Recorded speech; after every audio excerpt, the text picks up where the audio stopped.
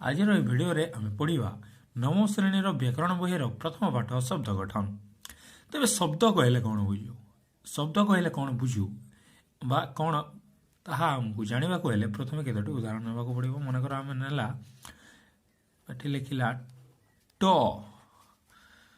पुणी लिखला ठ एटी लिखला मनकर र ह ज। तेरे ये आम लिखला ट अण ठ बा रहज यार कौन सी अर्थ अच्छी टर कौन सी अर्थ ना अण ठर ना रहजार मानकर अर्थ ही ना। मनकर आम एठी लिखला अ क ख तेरे कौन यार अर्थ अच्छी और अर्थ अच्छी कौन कर अर्थ अच्छी खर अर्थ अच्छी हाँ यार अर्थ अच्छी। अ माने विष्णु अ माने विष्णु को बुझाए क को जल कहुए ख को आकाश कहुए। ठीक अच्छे आउ तीन उदाहरण मनकर आम एठी लिखला घर गछ एठी मनकर सरवरत सरवत। तेरे घर अर्थ अच्छी हाँ घर अर्थ माने बासगृह गछ माने वृक्ष सरवत माने गोटे पानीय माने ये तीन शब्दर भी अर्थ अच्छी। एठी केतोटी वर्ण अच्छी दुईटी वर्ण अच्छी दुईटी वर्ण एटा भी दुईटी वर्ण एटा चारटी वर्ण आउ एटा केतटा वर्ण थिला गोटे गोटे वर्ण माने आमे ये उदाहरण जानी परिबा जे जदि एक किंबा एकाधिक वर्ण एकाधिक माने एक रु अधिक माने दुईटी हो पारिबो तीनटी हो पारिबो चारटी हो पारिबो पांचटी माने एक रु अधिक होबार कथा गोटे किंबा एकाधिक वर्ण मिलित होई कोनोसी अर्थ प्रकाश करथिले माने यार कोनोसी अर्थ थिले जेपरि और अर्थ अच्छी विष्णु घर अर्थ अच्छी बासगृह किंतु टोर अर्थ अच्छी एटा भी तो दुईटी वर्ण होई मात्र टोर अर्थ नाही तेणु आमे कहि परिबा एहा को आमे शब्द कहि परिबा नाही शब्द नुहे शब्द नुहे बाकी ये सब सब हो शब्द। तेरे शब्दर डेफिनेशन वर्तमान बा शब्दर संज्ञा कौन हम शब्द ताकू कहि परिबा एक बा एकाधिक गोटे एक बा एकाधिक वर्ण वर्ण एक बा एकाधिक माने एठी अ अछि एटा गोटे वर्ण किंतु घर दुईटी वर्ण सरवत चारटी वर्ण माने वर्ण जतोटी भी थाउ किंतु तार जदि एक बा एकाधिक वर्ण मिलित होई हबार कथा गोटे वर्ण थले तो गोटे ही रहबो किंतु एकाधिक हेले से सब मिसिकी मिलित होई कौनसी अर्थ प्रकाश करुथिले अर्थ प्रकाश करुथिले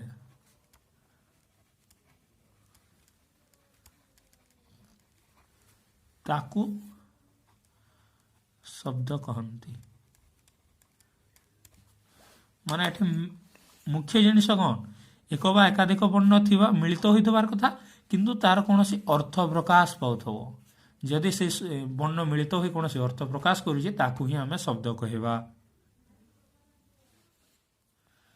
तेबे शब्दर प्रकार भेद तेबे भाव विनिमयर सर्वश्रेष्ठ माध्यम कौन भाषा भाव विनिमय माने भाव विनिमय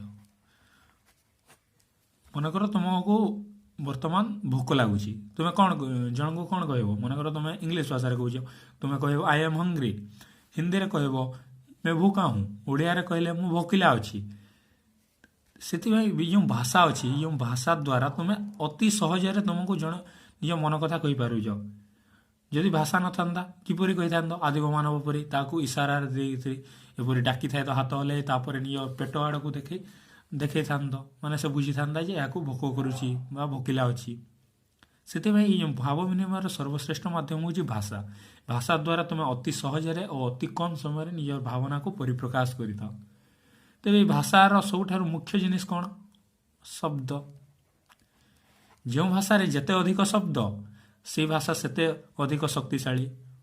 उदाहरण स्वरूप देख तुम इंग्राजी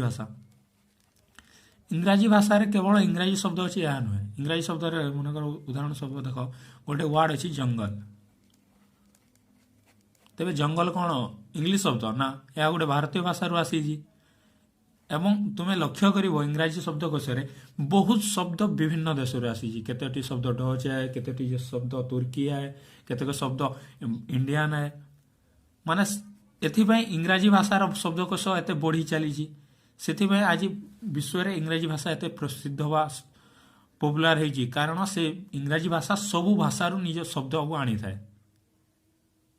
ଠିକ୍ ସେହିପରି ଆମ ଓଡ଼ିଆ ଭାଷା ମଧ୍ୟ, ଓଡ଼ିଆ ଭାଷା ଏତେ ଶବ୍ଦ ଆଣିନଥାଏ, କିନ୍ତୁ ତୁମେ ଯଦି ଦେଖିବ ଇତିହାସରେ ଆମ ଭାରତକୁ ବହୁତ ଲୋକ ଆକ୍ରମଣ କରିଛନ୍ତି ବା ବହୁତ ଲୋକ ବୁଲି ବି ଆସିଛନ୍ତି, ଯେପରିକି ଇଂରେଜ ହୁଅନ୍, ପର୍ତ୍ତୁଗୀଜ, ତାପରେ ମୁଗଲ ଶାସକମାନେ, ବହୁତ ଲୋକ ଆସିଛନ୍ତି ଆକ୍ରମଣ କରି ବା ବହୁତ ଲୋକ ପରିଭ୍ରମଣ କରି ଆସିଛନ୍ତି। ତା ଛଡ଼ା ଭାରତବର୍ଷରେ ଆର୍ଯ୍ୟମାନେ ବହୁତ କାଳ ସ୍ଥାପନ କରିଥିଲେ ବା ବସତି ସ୍ଥାପନ କରିଥିଲେ। ଆଉ ଆର୍ଯ୍ୟମାନଙ୍କର ଭାଷା ହେଉଛି ସଂସ୍କୃତ, ଏବଂ ଆମେ ଜାଣିଛୁ ସବୁ ଭାଷାର ଜନନୀ ହେଉଛି ସଂସ୍କୃତ। ଠିକ୍ ସେହିପରି ଓଡ଼ିଆ ଭାଷାରେ ମଧ୍ୟ ବହୁତ ସଂସ୍କୃତ ଶବ୍ଦ ଅଛି। ଏଇ ଯେଉଁ ଆମର ମାନେ ବହୁତ ସମୟ ଧରିକରି ବହୁତ ଶବ୍ଦ ଲୋକ ମୁଖରୁ ନୂତନ ଭାବେ ସୃଷ୍ଟି ହୋଇଥିବା ବେଳେ ଆଉ କେତେକ ଭାଷା ଅନ୍ୟ ଭାଷାରୁ ଆସିଛି। ଏହା ନୁହେଁ ଯେ ଓଡ଼ିଆ ଭାଷା ମାନେ କ'ଣ, ଓଡ଼ିଆ ଭାଷାର ଶବ୍ଦ କିପରି ତିଆରି ହେବ। ମନେକର ଗୋଟେ ଲୋକ ଅଛି, ଆଉ ସେ କହିବ ନାଇଁ ନା ଓଡ଼ିଆ ଭାଷାରେ ଏହି ଶବ୍ଦ ୟୁଜ୍ ହେବ, ଏହା ଶବ୍ଦ ଛଡ଼ା ଆଉ କେହି ୟୁଜ୍ କରିପାରିବେ ନାହିଁ। ଏପରି ହୋଇଥିଲା କି ନା, ବିଭିନ୍ନ ସମୟରେ ଓଡ଼ିଆ ଭାଷା ବଢ଼ି ଚାଲିଛି। ବିଭିନ୍ନ ଜାଗାରୁ ଆସିକରି ସଂସ୍କୃତରୁ ଆସୁ କି ବିଭିନ୍ନ ଦେଶୀ ଭାଷା ଆସୁ। ଦେଶୀ ଭାଷା ମାନେ ମନେକର ବିଭିନ୍ନ ଦେଶୀ ଭାଷା ମନେକର ଅଛି ଛାଞ୍ଚୁଣି,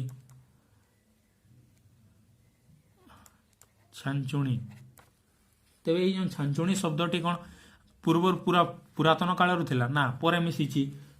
ଛାଞ୍ଚୁଣି ହଉ କି ଆମର ଝୁମୁକା ହଉ କି ହାକୁଟି କି ଢିଙ୍କି କି ଆଣ୍ଠୁ, ଏ ଶବ୍ଦ ଯାକ ମିଶିଛି ପରେ। ଠିକ୍ ସେହିପରି ମନେକର ଆମେ କଲେଜ ବୋଲୁ, ଏଇ ଯେଉଁ କଲେଜ ବା ଏ ଶବ୍ଦଟି କ'ଣ କେଉଁଥିରୁ ଆସିଛି, ଇଂଲିଶରୁ। ଏହିପରି ବିଭିନ୍ନ ଶବ୍ଦ ଓଡ଼ିଆ ଭାଷାରେ ମିଶିଛି। ଠିକ୍ ଆମେ ଯଦି ସେଇ ଦୃଷ୍ଟିରୁ ଦେଖିବା ତାହେଲେ ଶବ୍ଦ ମୁଖ୍ୟତଃ 4 ପ୍ରକାର। ତେବେ ଏଇ 4 ପ୍ରକାର କ'ଣ କ'ଣ? ପ୍ରଥମ ହେଉଛି ତତ୍ସମ, ଦ୍ୱିତୀୟ ହେଉଛି ତଦ୍ଭବ, ତୃତୀୟ ହେଉଛି ଦେଶଜ ଏବଂ ସବାଶେଷ ହେଉଛି ବୈଦେଶିକ।